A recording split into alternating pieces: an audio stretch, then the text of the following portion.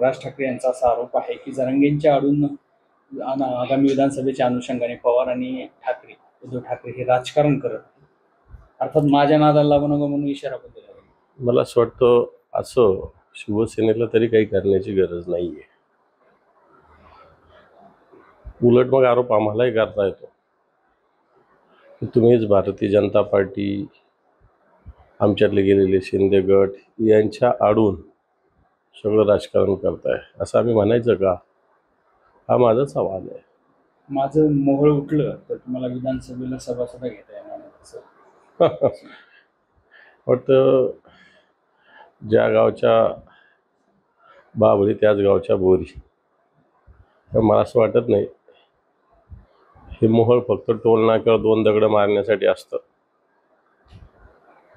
हे मोहळ फक्त ज्या ज्या सुपाऱ्या आहेत त्या वाजवण्यासाठी असतं हे अख्ख्या महाराष्ट्राला माहिती आहे.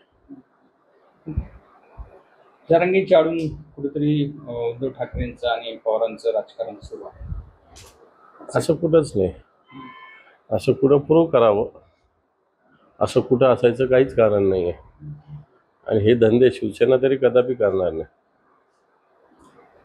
अजित पवारांनी कधीच जातीचं राजकारण केलं नाही असं त्यांनी थोडा दुजोरा दिला ज्या शरद पवारांशी तुलना करताना. अजित पवार यांनी जातीचं राजकारण नाही केलं. मला असं वाटतं आता हा साक्षात्कार घडलेला आहे तुम्हाला. तुमच्यात सगळ्या भूमिका मागच्या काळातल्या जर बघितल्या तर मला असं वाटतं आपल्याला स्पष्टीकरण मिळेल. आम्ही फार काही सांगावं अशातला काही भाग नाही. नरेश म्हस्के असं म्हणतात की गुप्ताबंधूंचे संबंध काय आहेत तुमचे जाहीर करा असं एक आव्हान दिलं तुम्ही. मला माहीत नाही हे काही विषय. मला काही याच्यातलं माहिती नाही आहे. माहिती घेऊन निश्चित बोलेल. परंतु रोज जे दलाल टक्केवारी यांच्याबरोबर जे रात्रंदिवस असतात त्यांनी मला असं वाटत नाही कोणाच्या घरावर दगड फेकावा. प्रकाश महाजन म्हणतायत की दोन्ही मातोश्री किती पोती सुपारी आहेत ते सांगा मला. वाटतं याच्यावर आम्ही भूमिका स्पष्ट केलेली आहे सगळी.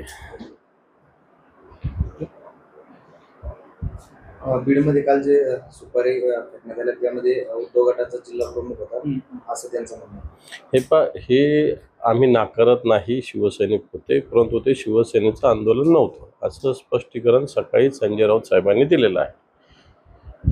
शिवसैनिक आहेत होते परंतु हे आंदोलन शिवसेनेचं नव्हतं. ही त्यांची व्यक्तिगत भूमिका होती. ते व्यक्तिगत नाही. त्यांनी सांगितलं त्यांनी हे मराठा आंदोलनाच्या माध्यमातूनच केले. सगळ्या पक्षाचे मराठा समाजाचे कार्यकर्ते त्यात होते, शिवसैनिक होते, एवढंच.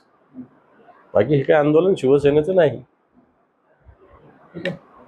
ओके. देश विदेशातील प्रत्येक घडामोडींचे लाईव्ह अपडेट मिळवण्यासाठी आता साम टीव्हीच्या सर्व सोशल मीडिया प्लॅटफॉर्मला लाईक, फॉलो आणि सबस्क्राईब करा. तसंच सर्व नोटिफिकेशनसाठी बेल आयकॉन प्रेस करायला विसरू नका.